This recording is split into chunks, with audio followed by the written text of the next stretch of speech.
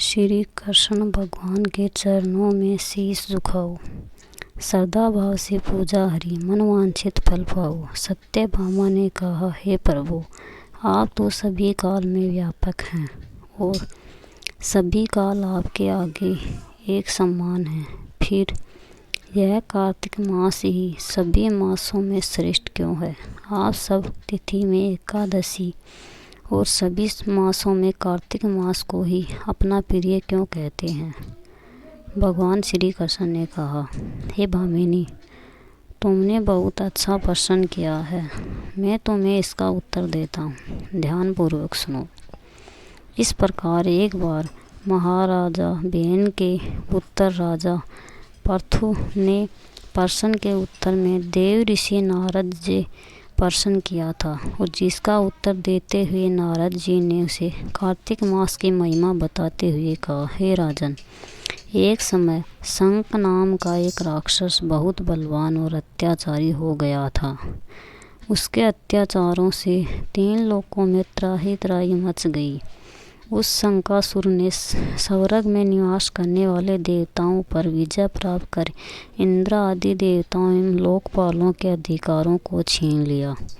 उससे भयभीत होकर समस्त देवता अपने परिवार के सदस्यों के साथ सुमेरु पर्वत की गुफाओं में बहुत दिनों तक छिपे रहे। तत्पश्चात वे निश्चिंत होकर सुमेरु पर्वत की गुफाओं में ही रहने लगे। उधर जब शंखासुर को इस बात का पता चला कि देवता आनंदपूर्वक सुमेरु पर्वत की गुफाओं में निवास कर रहे हैं, तो उसने सोचा कि ऐसी कोई दिव्य शक्ति अवश्य है जिसके प्रभाव से अधिकारहीन यह देवता अभी भी बलवान है। सोचते सोचते वह इस निर्णय पर पहुंचा कि वेद मंत्रों के बल के कारण ही देवता बलवान हो रहे हैं। यदि इनसे वेद छीन लिए जाएं तो वे बलहीन हो जाएंगे। ऐसा विचार कर शंखासुर ब्रह्मा जी के सत्यलोक से शीघ्र ही वेदों को हर लिया। उसके द्वारा ले जाए जाते हुए वह से उसके चंगुल से निकलकर भागे और जल में समा गए। शंखासुर ने वेद मंत्रों तथा बीज मंत्रों को ढूंढते हुए सागर में प्रवेश किया, परंतु न तो उसको वेद मंत्र मिले और न ही बीज मंत्र। जब शंखासुर सागर से निराश होकर वापस लौटा तो उस समय ब्रह्मा जी पूजा की सामग्री लेकर सभी देवताओं के साथ भगवान विष्णु की शरण में पहुँचे और भगवान को गहरी निंद्रा से जगाने के लिए गाने बजाने लगे और धूप गंध आदि से भस्माभार उनका पूजन करने लगे।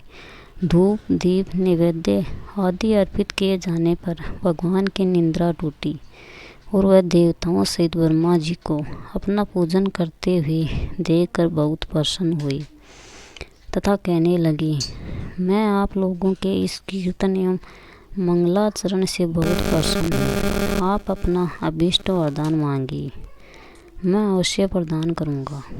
जो मनुष्य आश्विन शुक्ल की एकादशी से देवोत्पाद एकादशी तथा ब्रह्मा मुहूर्त में उठकर मेरी पूजा करेंगे, उन्हें तुम्हारी ही भांति मेरे प्रसन्न होने के कारण सुख की प्राप्ति होगी। आप लोग जो पाद्य अर्घ्य आमचन और जल आदि सामग्री मेरे लिए लाए हैं, वे अनंत गुणों वाली होकर आपका कल्याण करेगी। शंखासुर द्वारा हरे गए संपूर्ण वेद जल में स्थित हैं। मैं सागर पुत्र शंखासुर का वध करके उन वेदों को अभिलाए देवता हूँ। आज से मंत्र बीज और वेद सहित मैं प्रतिवर्ष कार्तिक मास में जल में विश्राम किया करूँगा।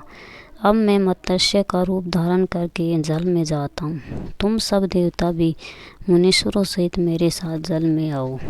इस कार्तिक मास में जो जेठ श्रेष्ठ मनुष्य प्राप्त काल स्नान करते हैं, वे सब यज्ञ के अवश्य भ्रमत स्नान द्वारा भली भांति नहा लेते हैं। हे देवेंद्र, कार्तिक मास में व्रत करने वालों को सब प्रकार से धन पुत्र पुत्री आदि देते रहना और उनकी सभी आपत्तियों से रक्षा करना। हे धनपति कुबेर, मेरी आज्ञा के अनुसार तुम उनके धन धान्य की वृद्धि करना, क्योंकि इस प्रकार का आचरण करने वाला मनुष्य मेरा रूप धारण करके जीवन मुक्त हो जाता है। जो मनुष्य जन्म से लेकर मृत्यु पर्यंत विधि पूर्वक इस उत्तम व्रत को करता है, वह आप लोगों का भी पूजनीय है।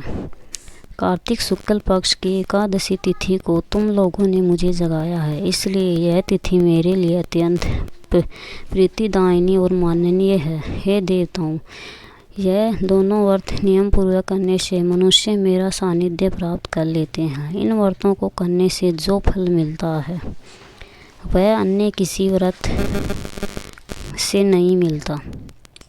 अतः प्रत्येक मनुष्य को सुखी और निरोग रहने के लिए कार्तिक माहात्म्य और एकादशी की कथा सुनते हुए उपयुक्त नियमों का पालन करना चाहिए।